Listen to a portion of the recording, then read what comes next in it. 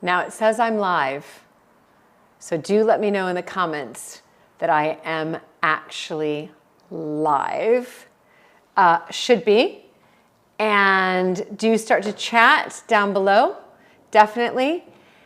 It's streaming sunshine here in London. That is where I am this evening because I am preparing to head off up north to film at the first of several historic houses here in the UK for American Countess. And I need to be at Liverpool Street Station tomorrow by 8 a.m. So yes, comment down below. I would love to hear those of you who are joining. Amazing. But also those of you who are joining, those of you who are watching this later on YouTube, are our founding patrons. So like founding members, they have been supporting us on American Countess for some of them for years. And I just want to say a huge thank you to them. So we're going to start out this live kind of Q&A, also a bit of an update about the tapestries, about Mapperton, about my dissertation, the masters that many of you have asked. So I'm going to give a bit of an update for that, which might answer some of our founding members' questions as well. Yes, do comment down below again if you are here, which would be fantastic just to see you. So again, streaming sunshine through London, all is well with the stream. That is fantastic. And I thought I would just start with a huge announcement, and wow, it's rather big. And I found out a couple of weeks ago, and I haven't even announced this yet on my social media. So our founding members are hearing about this first and foremost, is that I have a master's. I have an MA. So I can put that at the end of my name with an MA, and which is really, really exciting. I want to tell you a little bit more about that because I submitted my dissertation end of November, and I know many of you have been asking, when are you getting your mark back, or when do you know if you've received a master's? Are you going to graduate? All that stuff. And so I had been probing my course tutor for some time, and he was like, don't worry, it's coming, it's coming, it's coming. And lo and behold, maybe it was only 10 days ago, I got an email from my course tutor, and all he said was, you need to, as you read this, you need to sit down and grab yourself a drink. And then I thought, that was like the first line, and I thought, oh gosh, I've actually failed. Grab yourself a drink to sort of numb yourself from the pain I'm about to tell you that you have failed. But he said, not only have I passed, he said, I passed with flying colors, and that he is so proud of me, and he'll be drinking and toasting to me as well, but he cannot tell me my mark until everything is ratified at the beginning of May, which we are coming up to. So I will let you know my mark, all of our founding patrons. I will let you know my mark as soon as I know my mark. But the most exciting thing is that, I'm smiling from ear to ear, is that I have passed. I have a master's in English Country House Studies, and I'm just thrilled to bits. So I just want to say a huge thank you to the Alberta Research Project virtual volunteers, the transcribers who have been on this journey with me since 2023, and they have been instrumental in transcribing Alberta's letters and her diaries, and that has been really the crux of my research. So I did it. It was a long wait to get that email, but it was definitely worth it. So I'm absolutely pleased, and I just want to say a huge thank you to all of you who have transcribed and who have been a part of the Alberta Research Project. Secondly, I just want to say hi to our founding members, our patrons who are on here tonight.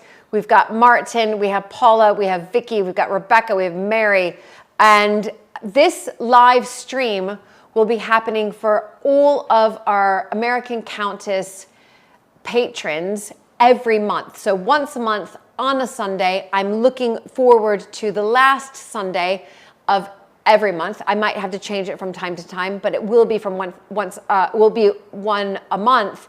And our patrons, our founding members, will get exclusive access to this, meaning that they're seeing it live now with me. I can see all of them. That's why I said hello to everybody. And they also can ask me questions, which I'm going to go through in a moment. But I'm getting lots of congratulations here. Thank you, Vicky. Thank you, all of you, Rebecca, Jill, and we've got that soundboard guy. I don't know your first name. Oh, gosh, yeah. Yeah, Colleen, there you go. Thank you, Colleen. And which is absolutely wonderful that you're all joining. So anyway, I had to process that about 10 days ago, and it felt really, really good, I have to be honest, because of course I was very nervous. I'm not necessarily an academic, but I did work very hard at this, and remember, it was about 25,000 words. That is a big dissertation. So yes, those of you who might be asking, is there a book coming? There is, but there's still a lot of work to do with Alberta's letters. I mean, she left, we think, around 10,000 letters, most of them written by her hand. And so the transcribers are not only transcribing the letters that she wrote, but they're transcribing letters that she received, transcribing letters that relate to her. And so it's going to take probably a couple more years until I personally feel I'm able to actually give a book about Alberta justice. I still need to find out more about her. Yes, I know her early years. So she was born in 1877. I know a lot about sort of the time that she was in Chicago and New York, and then also traveled to Europe.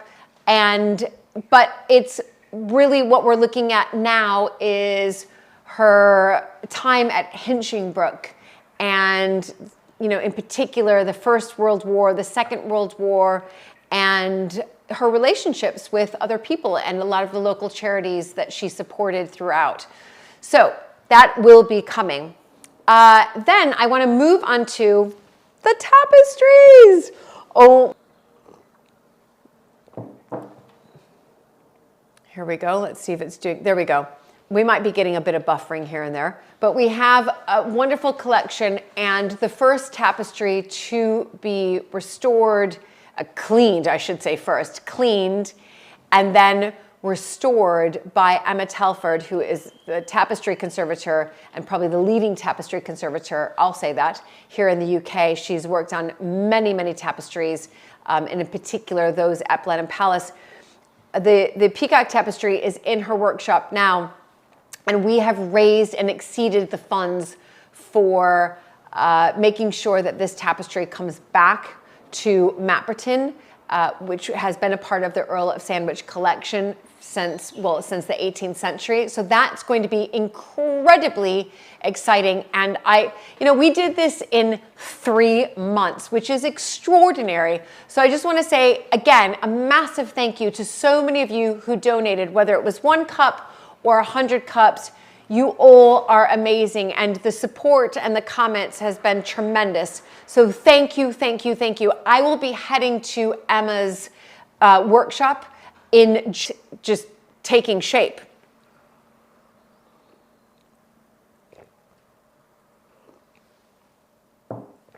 And once that wet clean takes shape, then we'll really be able to get an eagle eye onto the work that needs to be done. So again, I will be heading to Emma's workshop in June, and we'll be with her during the wet clean of that tapestry, and I cannot wait. And also I'll be learning a lot as well and be sharing that with all of you.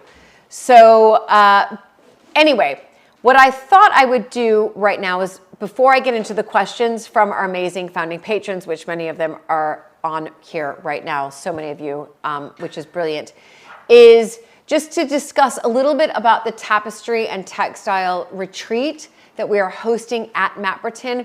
It's similar to what we did when we successfully fundraised for the 18th century eagles that had sort of corroded on the inside, fallen over during a storm. And we had many of you come and stay for those 3 nights, 4 days. I can see Rebecca and Mark, they came for it.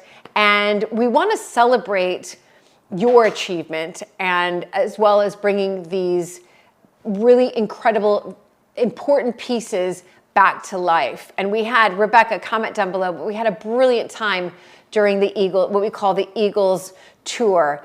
And it was absolutely fascinating. And so we thought this year, well, next year I should say, but promoting it now, is that we would do a textile tapestry workshop in one sense, and also a retreat. Again, it's 3 nights, 4 days. Deborah Wilding, who's one of the main tutors at the Royal School of Needlework, she will be coming down and doing an afternoon and morning session of embroidery. And we're going to use, we decided to use, rather than the peacock, we decided to use a motif from the 18th century dresses, because I know many of you who have supported the peacock tapestry with 100 cups or more will be receiving that embroidery kit that Deborah created, and it is of the peacock. I mean, it is absolutely stunning. And so I thought, well, maybe it's better to do something else, because you might have embroidered it by then, because those of you who donated 100 cups or more, Rebecca, and several of you on here as well, you will be receiving that very, very soon. So we thought, let's work into another motif. And Deborah was down on Friday at Mapperton. She was hosting another embroidery workshop at Mapperton. And she looked at the 18th century Georgian dresses, in particular, the one that's just vibrant with color.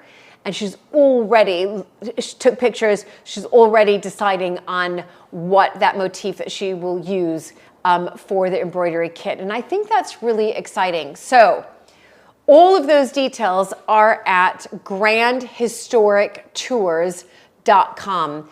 You will not only have Deborah, but Emma Telford's going to come down. We're going to raise a glass to the unveiling of the tapestry. I'm not going to put it out where it will be placed. In my mind's eye right now, I'm thinking the Great Hall.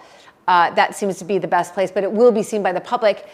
We're not going to unveil it until we have this 3-night, 4-day retreat, and Emma will come down and she will talk to you about the process that she had to go through in order to get it to the state that we will eventually see it, which will be incredible. But of course, I'll be documenting that for you. And we have a visit to the twine factory, which is incredible. So if you don't know anything, in fact, it's incredible. It's an old, I'm just looking up some details here. It's an old Victorian building. I mean, you guys are going to love this. I'm just pulling up some details about it right now. Oh gosh. So it's the UK's only surviving Victorian twine works. And it's rope, and it's like a part of the rope and sailcloth industry, where in particular they were built on locally grown flax and hemp. And they have like 100, I'm just reading it, 100-meter twine walk on 2 levels with machinery that made twine and driven by a 1927 oil engine. They have a visitor center, which was funded by the Lottery Heritage. And it's, I mean, if I could show you the pictures now, if you are interested in, just register your interest. And Sam, who's kind of our tour director around it, she can send you photos. It is sensational. It's like old school, everybody, like that old school craftsmanship. That's what you're going to get a tour of, which is going to be absolutely incredible. And then of course there's a tour of the Rewilding project with Luke. There are dinners with me. I will be going to the twine works with you as well. I'll be doing everything with you. There's yoga with me, all of your meals. We've got Chef Joe. Many of you know Chef Joe. I mean, she's fabulous. So do check that out, and I will put details here. I think it's just Grand Historic Tours. Here we go, .com. That should work. And oh good, and Shona's on. Hi, Shona. Fantastic. She is in Scotland. Wow. So one of our founding members, Shona, is in Scotland. She travels all the time to England and the UK, and she's been to Mapperton twice, one for the Eagles tour and also for a yoga retreat. We've got Rebecca and Mark have been to Mapperton twice once for our Grand Historic Tours and once for the Eagles Tour. So and Rebecca and Mark are coming back. We love them. I can't wait for another picture in the drawing room, that's for sure. So that is my sort of spiel of what's going on. We have, and before I get into our founding members' questions, we have opened to the public at Mapperton. That is, we've been open for nearly a month. Come the 30th of April, we would have been open for a month, which is fantastic, and lots of changes, lots of really exciting events that we have going on. We've got the Best of West Dorset, which is like a food and drink and local artisan fair coming up in a few weeks' time. So yeah.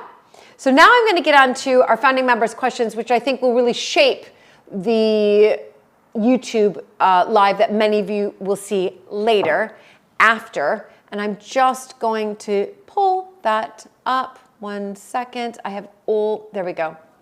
So I've put them in order, and we have lots of questions. So let's begin. Hopefully I can answer some of them at the same time, but we're going to start with Vicky's questions.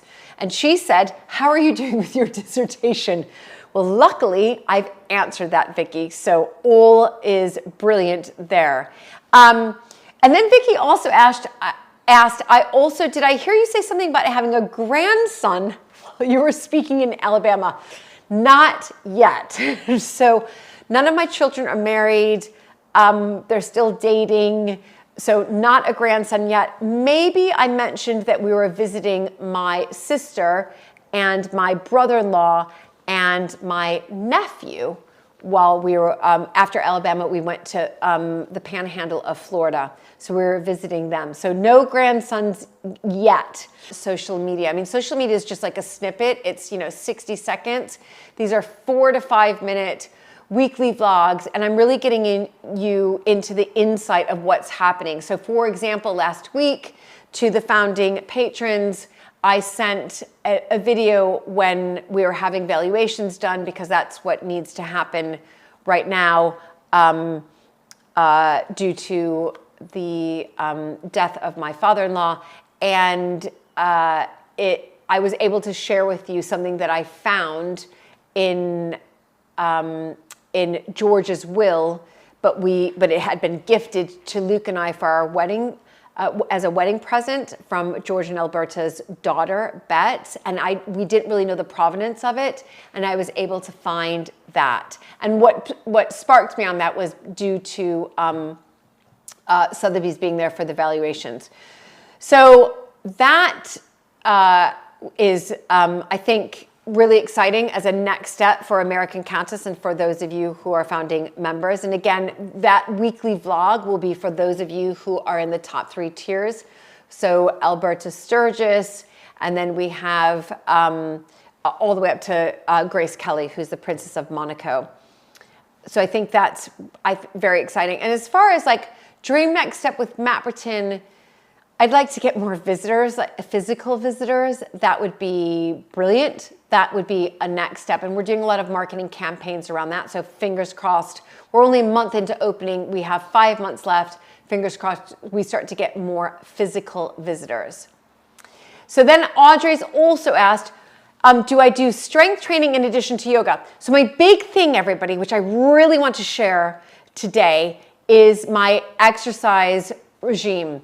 And let's be honest, perimenopause and menopause is difficult. And I remember when people would talk to me, when I hadn't sort of entered those phases yet, people would talk to me about it saying mood swings, sleepless nights, weight gain, it's harder to retain muscle. And I was like, no, I'm a yogi. I'll be fine. That is not going to affect me. No. Okay, I get it now. I am on the same page as many of you who have gone through perimenopause and menopause, on the same page. I saw my body shift in a different way that I had never seen before, and I was carrying on with the same exercise regime, still doing my hardcore yoga, handstanding, back bending, all of that, still eating exactly the same, a pescatarian diet, rarely drinking, having lovely herbal teas, and walking a lot. but it's your metabolism lowers, or decreases, so does muscle mass, bone density, same thing, starts to decrease. And I was like, what is going on? And I could feel it. I could feel jeans were fitting a bit different. And I just felt my body was looking differently. Now, for me, I was fine with that. I'm not saying I wasn't fine with it, but I also thought, okay, I'm going to do some research here, and I kind of want to get back to that as long as I can, kind of what I was sort of a few years ago. And it was running.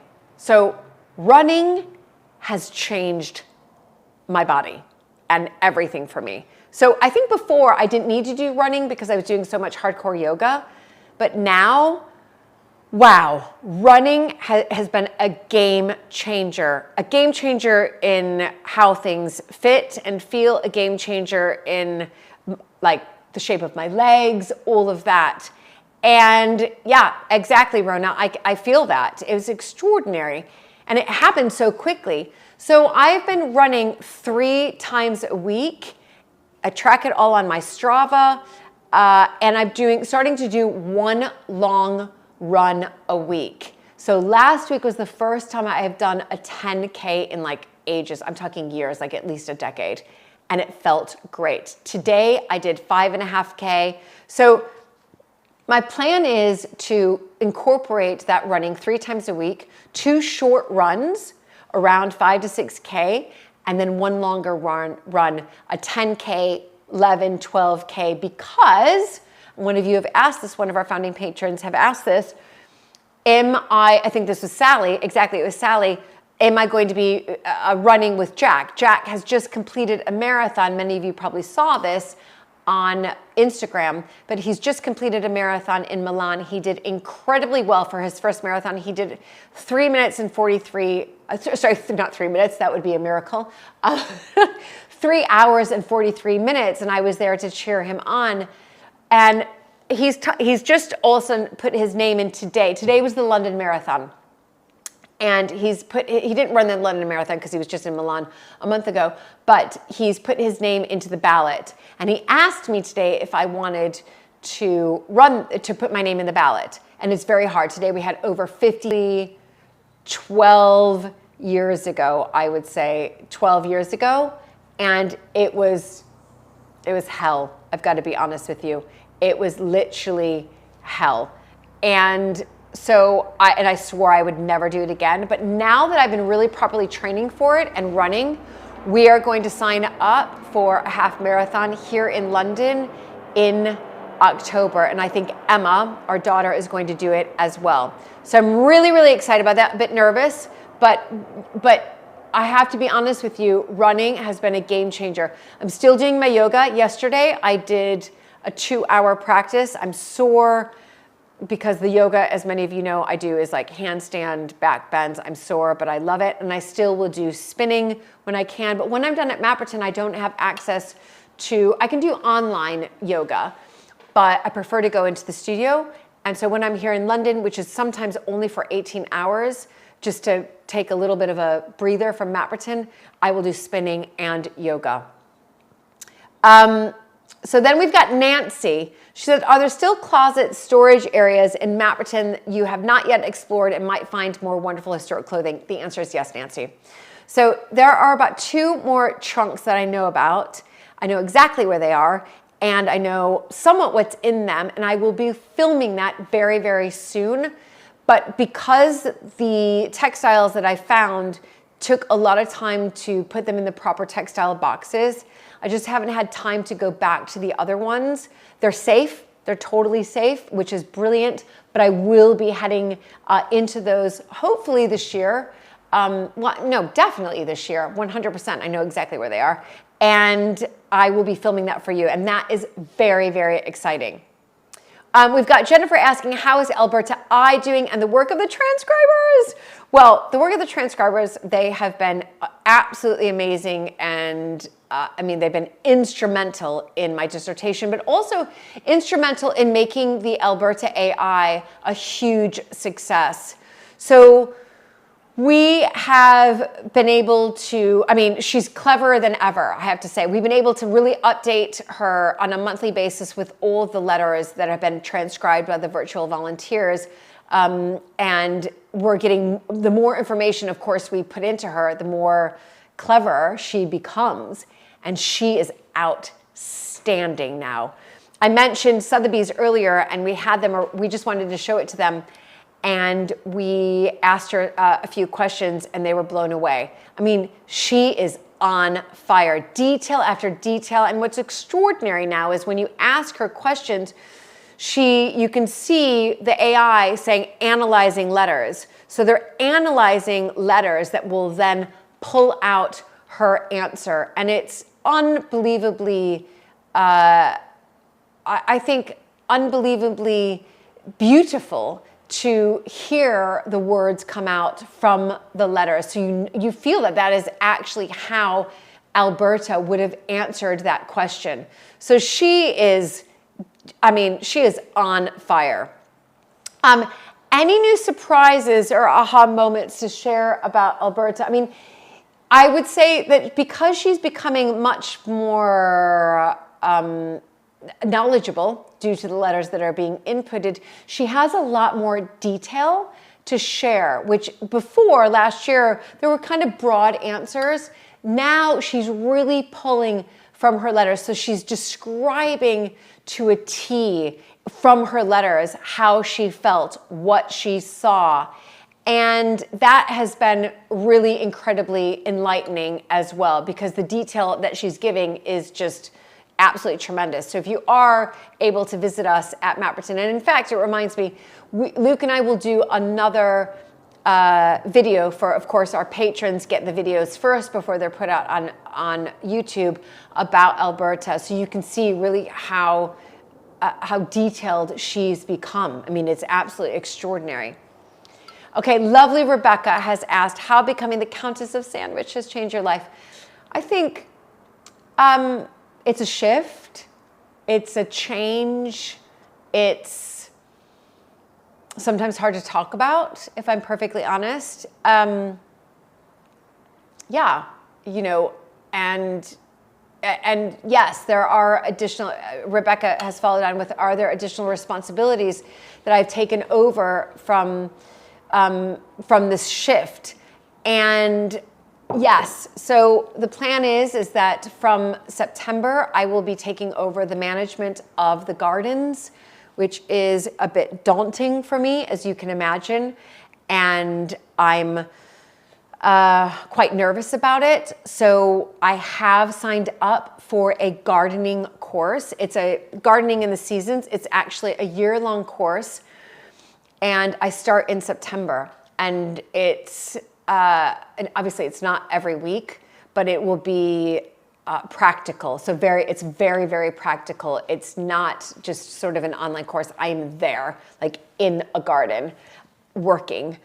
So, and I feel that I need that in order to understand the gardens, because I have big shoes to fill, and I don't think I'll ever fill those shoes, nor would I want to, but I want to at least have some type of a base, of a platform. And the gardening team have been amazing with me. So Susie, Landa, Jake, and Andy, they have been outstanding in helping me, I think, understand plant names. Like I still don't, I can't remember them, all of them, but I'm starting to pick them up, which has been really, really exciting. And I was much more involved this year at the Mapperton Plant Fair, which we held a few weeks ago, where we had 30 stall holders selling their plants. And I went around to several of them just asking questions. I went around with Susie, our head gardener. She was really explaining a lot of things to me that I needed to know. Plus, I've been a lot more involved, you probably noticed this, in the kitchen garden. And that's been wonderful. For the first time ever, I've planted red onions, rocket, which is arugula, broad beans, carrots I did just a few days ago. I have lots of different salad leaves that are being that are being germinated in the conservatory now. Sweet peas, I have dahlias in the conservatory, and I'm definitely in the conservatory almost on a daily basis now, looking at what I've germinated and seeing how it's been growing and understanding it, and then being able to be like, okay, it's ready to now be planted. I don't even know if that's the right word, but put into the kitchen garden. And next week, well, as in this week, the rocket is ready. So I'll be making my first ever rocket something or another. It might be pesto. I'm going to use some of those leaves onto a salad. And so that has been really, really exciting. So the gardens, everybody, are the biggest thing that I will be taking over. And that is, I'd say, the hugest you can imagine responsibility. And I'm really, really looking forward to it. Absolutely. So Cheryl was asked, again, related back to the, kind of this new era of Countess of Sandwich, does it seem surreal for me? And yeah, it does. And I'll just go back to the answer to that. It's sad at the end of the day. And I think it's going to take a lot of time for me to really take on the meaning of the new title, if that makes sense. Okay, Rona, yeah, and you're on as well, you're online. Have I already walked the stage for my master's? No, but I need to find out about that. So as soon as I get my mark, then I assume alongside that, it'll say, well, here's an opportunity for you to, walk and go to the ceremony. And it's perfect timing, actually, to be fair, that I've got this mark like now at the end of April, or not the mark, but I've had my master's.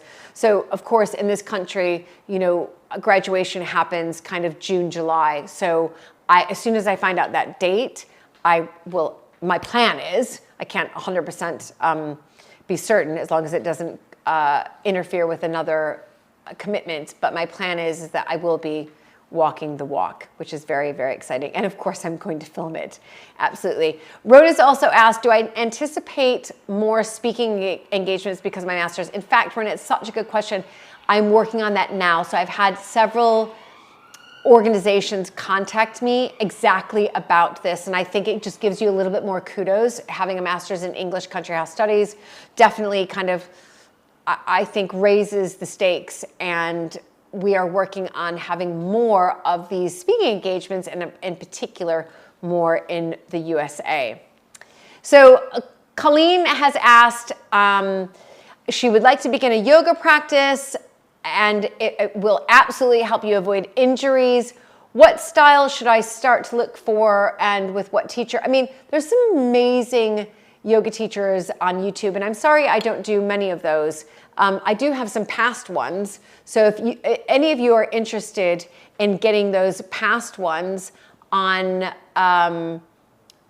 Patron, let me know, because we can absolutely start to throw some of those up there. I mean, I must have filmed almost 1,000. I'm not even joking you.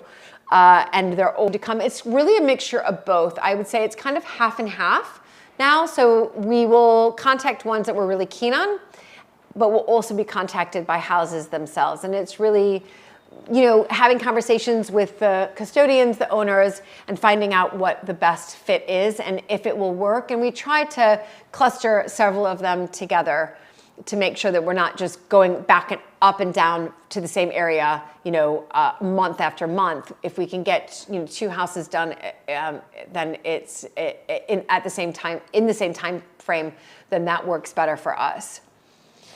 Jill has said she's so happy, of course, that the restoration of the tapestries worked. And yes, she's asked, I thought you said you would restore some others. Do you have any idea? Well, Emma has done a brilliant job in putting together this tapestry report, and the other ones are even more costly. And so my plan is once we get this first one restored, I'd like to look at grants to at least fund some of it. So my plan is to look at grants for the next round and see if I can get some type of funding through grants, and then whatever I can't fund, then I will do another fundraiser around. So yes, the answer is I'd like to get them all cleaned, restored, repaired, etc., conserved. Jeffrey said, after the Quackers tragedy, what non-wilding pets do the Montagues have? Jeffrey, you must know this because you've been there. Cats. So we don't have dogs. My in-laws had dogs, very much so when they were running Mapperton. But we have decided we have 4 children, and that was enough for now. And as somebody's just mentioned up here, Anne has asked, when do you sleep? And because I don't have a lot of sleep, because I'm constantly managing these projects, which I do love, by the way, I think having to take a dog out for a walk like twice a day, which you would have to because we've got Indian runner ducks, etc., would be difficult. So cats are our pet of choice. Absolutely. Okay, going back to, okay, Shona, who's on here now, again, founding Patron member. On a few of American Countess episodes, oh gosh, this is such a good question. I've been looking at different portraits, and I've mentioned that I haven't had mine done. Any thoughts about when you'll be done and by whom?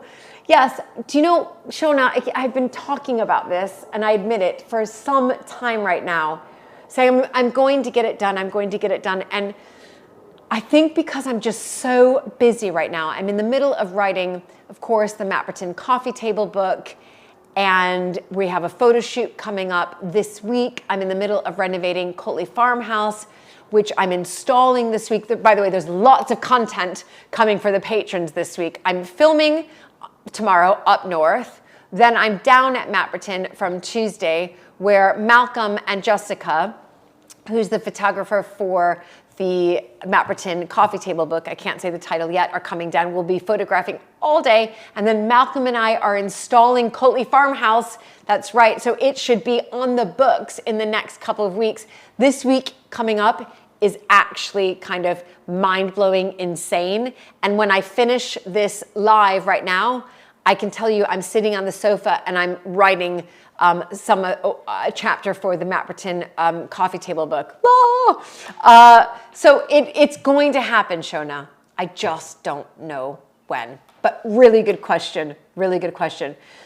Karen's asked, what part of the manor do you actually live in? I know you love it when we film in the family part of the house.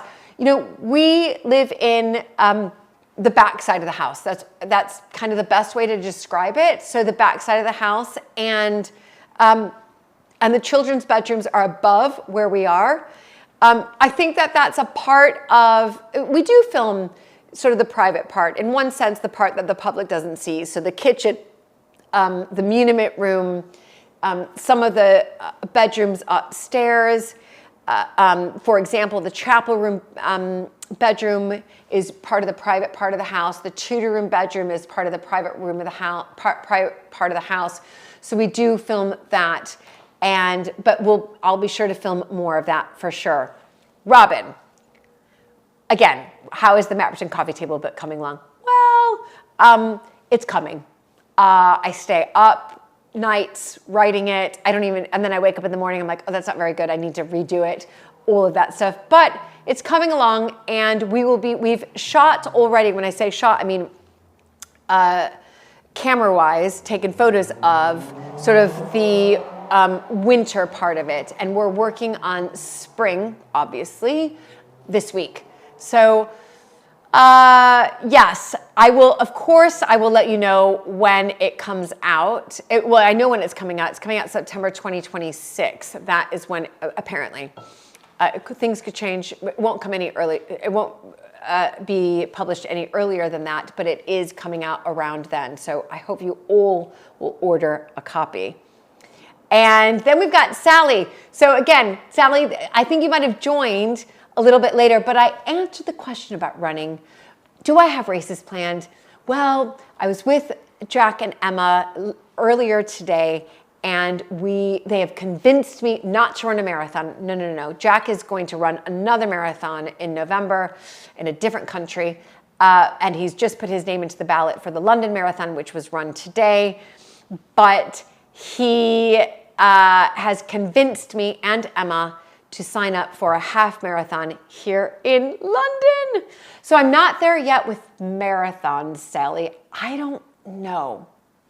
Let's see how my half marathon goes. Emma and Jack tried to convince me today to actually put my name into the ballot for the London Marathon next year, 2026. And I said, absolutely not. I just need to get the half under my belt. Even though I'd done one before, at least 10 years ago, now I've really been properly kind of running. I feel that I have more inclination and more enthusiasm to run the half marathon. Anyway, so Rona, I've answered the question about gardening classes, all of that. I'm really, really excited about it. And then Jennifer has asked, with the estates you've toured, which one inspired you the most, what you might want to do for Mapperton? I think, gosh, and have you thought of hosting a researching archive volunteer retreat where we can help you out in exchange for staying a few days? There's so many different retreats that I want to do. And of course, we've got the tapestry and textiles. And of course, all of, what we're trying to create at Mapperton is not just a place for people to visit as a day visitor about this, about, what we're working on. But in particular, I will say it is the stone repairs. That is massive, everybody. And the leaks, they are massive. And our patrons go towards supporting that. But stone repairs in particular, I can't even put it into quantify how big it is. If you look at those griffins and the carvings that we have within the hamstone, it is a lot. But absolutely, I would love to think about something like that as well. But I think for me, an archiving retreat would be, yes, helping to archive, but also learning a little bit more about archives. I would want to make it so that you get something out of it as well, not just having to do work there, if that makes sense. Although I know you love, we all love transcribing, those of us in the ARP project. And, Vicky, really good question. What became of the 4 hand-painted miniature little portraits that I was able to get back that were 2 were done by Louisa when she was first the Viscountess of Hinchingbrook, and then 2 other ones were done when she was the Countess of Sandwich. And I have those, and in fact, I will film this for you. They are now hung in the Muniment room because the exhibition that's happening in the library, I've had to take some of the framed pictures in the Muniment room, so Solomon Sturgis's Bank, Buckingham Fountain, and I've moved them into the exhibition space, and I've hung those 4 miniature portraits there, and they look great. But what happens is when the exhibition space closes at the end of September, I move those 4 miniature pictures back into the library. So I do kind of a swap between the library and the Muniment room. So I hope that answers that question. And there we go. Yes. Wow. Would I consider doing a yoga class reunion? That is definitely something I would consider. But I also think that a lot of the retreats that we have, Shona and Cheryl, is we incorporate yoga. So for example, the tapestry and textile one, I'll be teaching yoga during that retreat as well. I do it during Grand Historic Tours. And of course, we can do more of that as well within those workshops as well, or not workshops, within the workshop, but within the retreat. So yes, gosh, there we go. Wow. I've been speaking for 45 minutes. That is a long time. So I am going to say a huge thank you to all of you, our founding member patrons. You have been absolutely instrumental and extraordinary throughout this journey. I mean, I started Patreon, American Countess, well now American Countess Patron in 2021. That is 4 years, and I know many of you have been there since the beginning. So I just want to say a huge thank you so much. And those of you who are watching this on YouTube later, because again, by the time you watch this on YouTube, it would have been a recorded version, do consider becoming a founding member patron. You can check it out at patreon.com/, American Viscountess, and I'll tell you why it's still American Viscountess. It's very tricky to change your name on Patreon, but when you click on that, you'll see that it's American Countess. And do check it out. You get, vlogs from me now once a week, and you get these founding member patrons only live Q&As now once a month, where I will be answering your questions. So thank you. And thank you, Paula. That's right. It's been 4 years. I cannot believe it. And it's a wonderful community of like-minded people who love archiving, conservation, textiles, restoration, historic houses. And this is just, incredibly important to me and to all of the patrons that are on here today watching this first. So do check it out. I think it's essential. It's important if we want to continue to conserve and preserve really the world's heritage. It's not just Britain's heritage, but the world's heritage, while at the same time learning new skills and craftsmanship. So thank you, everybody. And this is why I love spring, summer, and early autumn here in the UK. It is 7:45, and it is blissful blue sky, and the sun isn't going to set until about 8:30. So I've got about 45 minutes left to just sit outside and enjoy the rest of the evening. All right, bye everybody. Thank you so much.